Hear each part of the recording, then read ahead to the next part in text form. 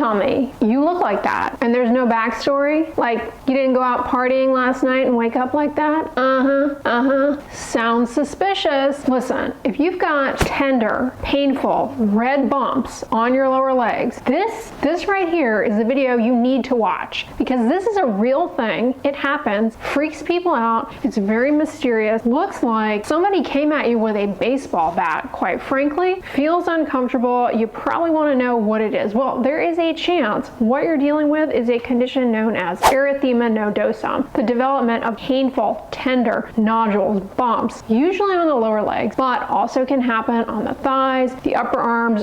Very, very rare cases happen on the face and the neck. Initially, maybe you get one, but over a couple of days, seemingly out of nowhere, you get multiple, usually bilaterally. They start out red, they're often warm, and you don't feel so well. You feel like you've got a fever, you take your temperature, it's up, you're achy, your joints can be a little stiff. 50% of cases, your ankle will be swollen, painful. These bumps are poorly defined, like you can't quite make them out, but if you turn to the side, but if you look at your leg at a certain angle, you can see this bump. They can range in size, maxing out at around 20 centimeters. They can be quite large. Over the next couple of weeks, these start to turn this kind of violet brown color, then get greenish yellow, much like a bruise, and eventually go away. Sometimes, however, they can ulcerate, meaning you get a big sore overlying the bump. So this is erythema nodosum. It is a type of panniculitis. Panniculitis is fancy medical speak for inflammation in the deep fat. And there are a lot of different types of panniculitides. Ooh, getting real fancy there with the language. Women are a lot more likely to get erythema nodosum. They're approximately 6 times more likely than men, to be precise.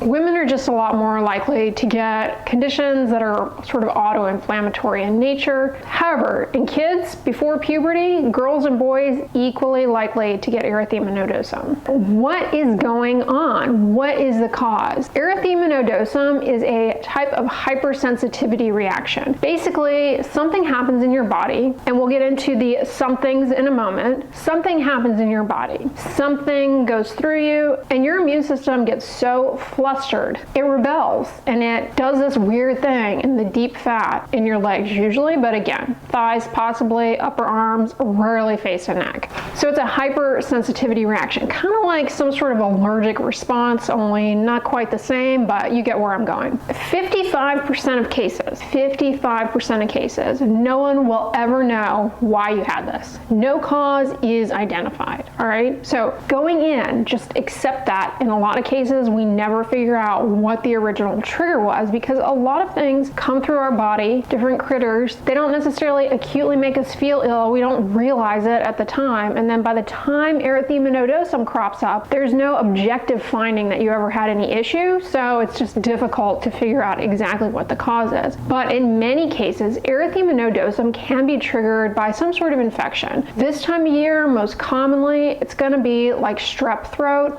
or a viral illness like the flu, which, whew, we are having a rough flu season. You also might get some kind of gastrointestinal illness, food poisoning that could trigger it. Tuberculosis. Actually had an outbreak of tuberculosis quite recently. Check out my video on skin warning signs of tuberculosis. It will blow your mind. Also sexually transmitted infections like chlamydia, common possible trigger for erythema nodosum. Different fungal infections and parasites, like if you go camping and drink water out of the streams without treating it properly, you can get a little critter called Giardia, which will have you on the toilet in the house of pain. But it's not always an infection that triggered it. It might just have been an abnormal immune response against a medication that you took. For example, sulfonamides and amoxicillin. These are medications used to treat different infections, so it can be hard to tease out if it was the drug or if it was actually the infection that you had. But those are medications that commonly can trigger this. Non-steroidal anti-inflammatory drugs, we're talking the over-the-counter pain relievers like ibuprofen, naproxen, oral contraceptive pills,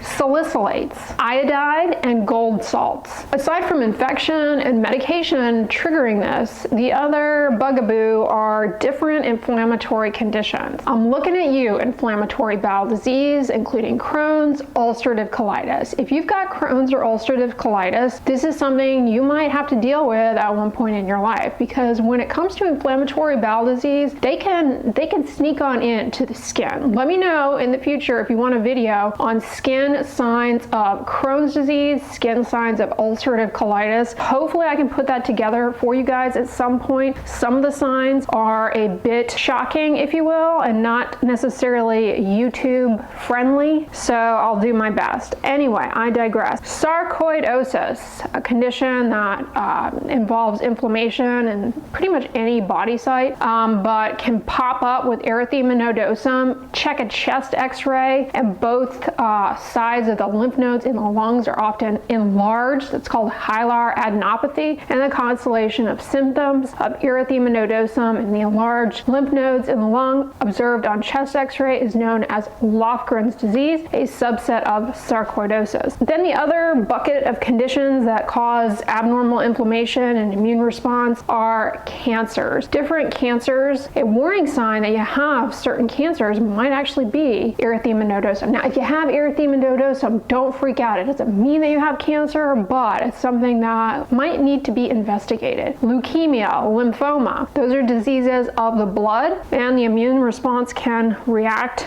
unfavorably with these painful nodules. Then there's a rare condition known as Behçet's disease. Comment below if you've ever heard of it. It's an inflammatory autoimmune condition, and erythema nodosum is possible. Speaking of situations where the immune system can get pressed, bothered, and confused, are you building a human inside of your body? If you are, well, you're pregnant, and 2 to 5% of cases of erythema nodosum happen in pregnancy. So, are these nodules dangerous? Are they harmful? No. Very rarely. They might kind of entrap some of the surrounding fat. You develop a type of basically lipoma, a little fatty nodule. Not dangerous, but for the most part, the bumps themselves, the erythema nodosum, clear up and go away. Rarely they can come back again, and it can be something that you deal with for 6 months, maybe even years. You deal with recurrences. That's something that would be more likely if someone has an underlying condition like ulcerative colitis, Crohn's disease, as opposed to, oh, I took this medication and it triggered it. The lumps themselves of erythema nodosum, the condition, the panniculitis, which is what it is, okay, it's inflammation happening around the fat to form those nodules. That is not really as worrisome. Like, yeah, let it run its course. It's annoying. We can talk about some things that might be offered, but it's not really the most pressing thing. The most pressing thing is figuring out what underlying thing might you have. And again, remember, 55% of the time, there's no underlying thing to be identified, okay? So we kind of have to go on a bit of a witch hunt. Your doctor might order a bunch of tests. One thing your dermatologist is going to do is do a really deep biopsy to confirm the diagnosis, rule out other possible panniculitides, because like I said, there are quite a few of them out there. They're going to order blood work. They're going to do testing to make sure you don't have tuberculosis, perhaps. They might order a chest x-ray. They might check your stool for infection. They're going to go on a fishing expedition looking for any possible trigger. They're going to want to make sure you don't have a hidden underlying cancer, or that this isn't a manifestation, an early warning sign of some like autoimmune disease, okay? So they're going to go casting a broad net to make sure that they're not missing anything. But given that these bumps are uncomfortable, not pleasant to deal with, how can they be treated to get you some relief? Well, it kind of depends on what the underlying root cause is. For example, rest is going to be very helpful. You're going to want to take it easy, get some rest, because again, you often just don't feel well and have poor energy when you're in the throes of this. Your doctor might prescribe you a medication called colchicine, which is actually used to treat gout, but can work in a specific way to address this abnormal inflammation to help clear these lumps up. Also, compression can alleviate the discomfort just by kind of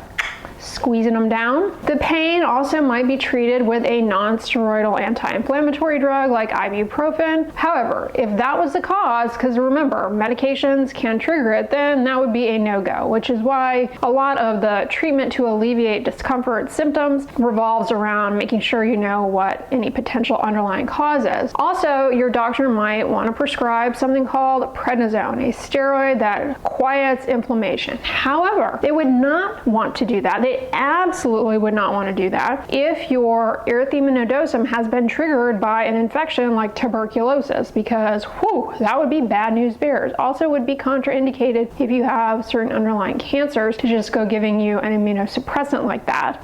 So it wouldn't be right for every case, but some might be appropriate. Also, there's a medication that is given by mouth called potassium iodide. Again, some cases of erythema nodosum are caused by that, but it also can be a treatment provided it wasn't the cause. You get what I'm saying? So keep in mind, if you have this, the most pressing thing is figuring out, is there some underlying more pressing cause for it? It usually just goes away on its own, however, and for the most part doesn't come back. So that's erythema nodosum, painful bumps on the lower legs most commonly, all right? Freaks people out understandably and is very uncomfortable. Let me know in the comments, is this something that you have dealt with and how did it go for you? Share your experiences down below. But if you guys enjoyed this video, give it a thumbs up, share it with your friends, and as always, don't forget, sunscreen and subscribe. I'll talk to you guys tomorrow. Bye.